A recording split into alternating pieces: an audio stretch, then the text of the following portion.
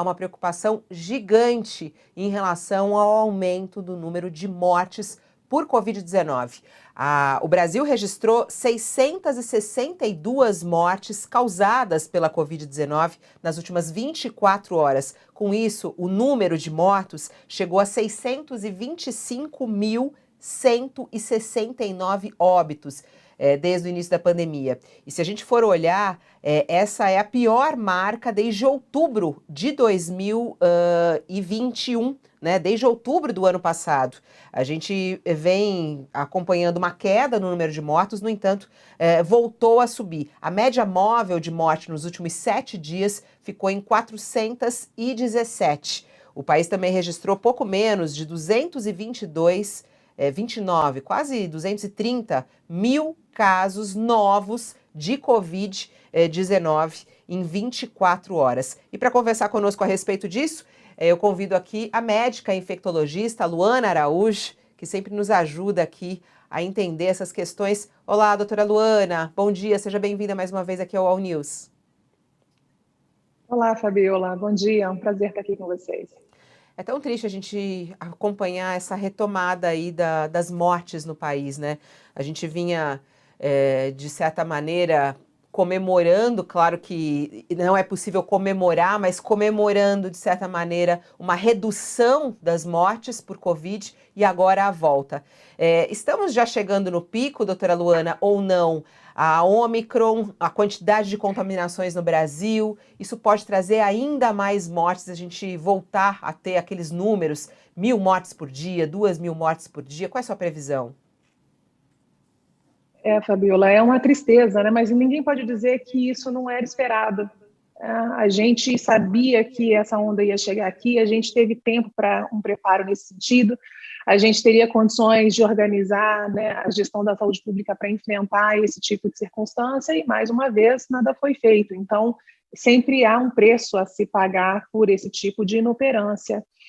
Nós ainda não estamos no pico da Ômicron. Na verdade, o pico da Ômicron ele vai variar pelo país, a depender da cobertura vacinal e da flexibilização que estiver ocorrendo no lugar. Alguns lugares devem atingir esse pico em 1, 2 semanas, outros ainda devem levar 4, 5 semanas, e eu estou falando isso em termos de número de casos.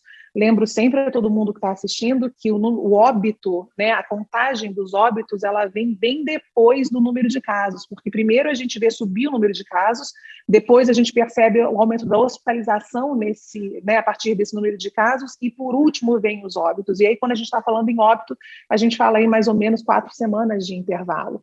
Então, isso que a gente está vendo hoje, infelizmente, não é o número máximo de óbitos que a gente vai atingir, a gente ainda deve levar um tempo para chegar nesse ponto. Evitar, é possível evitar? Essa é uma questão, né? Tem se discutido se é preciso voltar com as medidas de restrição da circulação de pessoas. A gente vê aí as empresas enfrentando uma dificuldade com falta de funcionários, né? Porque muita gente contaminada, tem muita gente afastada por causa de contaminação. E a gente tem aí os restaurantes funcionando, os shoppings funcionando. Como é que a gente poderia tentar segurar isso, evitar mortes nesse momento de alta? A gente poderia fazer, eu acho que a restrição absoluta, né, o lockdown, como a gente está, né, a gente já ficou acostumado em algum momento, a gente sabe o que significa, tem um preço muito alto e existem etapas a se cumprir antes de se decretar um lockdown, né? O lockdown é sempre a medida mais extrema, que traz maior peso socioeconômico também. E nessas etapas que a gente poderia cumprir, a gente poderia estar falando de uma testagem mais efetiva, o que tiraria de circulação, pelo menos por algum período, pessoas que estariam assintomáticas ou pouco sintomáticas e com isso estariam transmitindo. Lembra todo mundo também que a transmissibilidade da Ômicron é inacreditavelmente alta. Entre não vacinados, a gente está falando de um caso, né, para 20, infectando outras 20 pessoas. Nos vacinados, a gente tem, por exemplo, no Rio de Janeiro, que tem uma cobertura vacinal super alta, a gente tem um doente infectando outras 6 pessoas, então é muito alta, mas você tirando essas pessoas de circulação com precocidade, oferecendo a testagem, você conseguiria diminuir a circulação viral e, portanto, impedir um número maior de casos, consequentemente, de hospitalizações e óbitos. É preciso também, para evitar hospitalização e óbito, aumentar a cobertura vacinal em todos os lugares. E a gente tem bolsões enormes no Brasil ainda de locais muito pouco vacinados, e isso também vai cobrar o seu preço. A gente poderia estar organizando melhor o retorno das pessoas do trabalho, né, quando contaminadas, história que é absolutamente falaciosa e sem base técnica de reduzir o tempo de isolamento das pessoas para 5 dias, e pior, né, pedindo teste, não há teste nem para você ser diagnosticado no país em muitos locais. Imagina você precisar voltar com 5 dias mais um teste, isso é inexistente.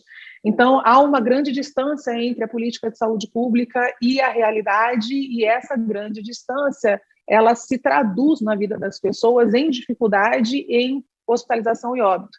Um outro ponto é que a gente está vendo um grande aumento do número de internações de crianças, e isso acontece porque a sociedade está flexibilizada, os adultos estão mais protegidos e as crianças estão completamente à própria sorte. Então, esse atraso na vacinação infantil e a dificuldade que as pessoas estão enfrentando em muitos lugares para se vacinar, existem prefeituras solicitando irregularmente documentos de autorização médica para as crianças serem vacinadas, ou dos pais para que assumam responsabilidades que não cabem, enfim.